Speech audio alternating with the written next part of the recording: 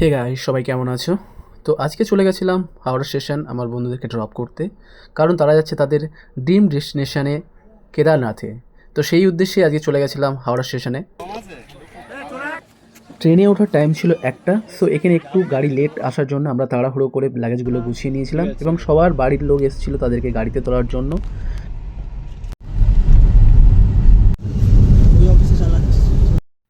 এই কেদারনাথ যাওয়ার প্ল্যানটা চলছিল অনেক দিন ধরেই, তো ফাইনালি আজকের দিনে ডেটটাই ফিক্সড হয়। আমরা সবাই খুব এক্সাইটেড ছিলাম এই কেদারনাথ যাওয়ার জন্যে। তো সবাই সবার এক্সাইটমেন্ট নিয়ে আজকে বেরিয়ে পড়েছে কেদারনাথের উদ্দেশ্যে।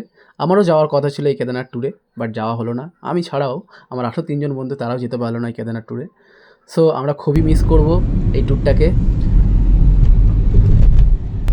ছবি তুলে নিবে ভাববি তোরাও যাচ্ছিস। আমি যাচ্ছি এরকম বলবো, আমার বন্ধুরা যাচ্ছে এটাই বল।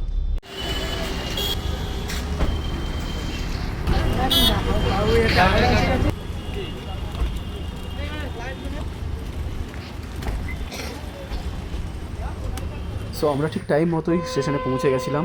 আমরা স্টেশনের ভেতরে ঢুকে আরও কিছুক্ষণ ওয়েট করছিলাম, কারণ আমাদের ট্রেন আসতে এখনও 20 মিনিট বাকি ছিল। সো আমরা কিছু ফটো তুলে নিয়েছিলাম।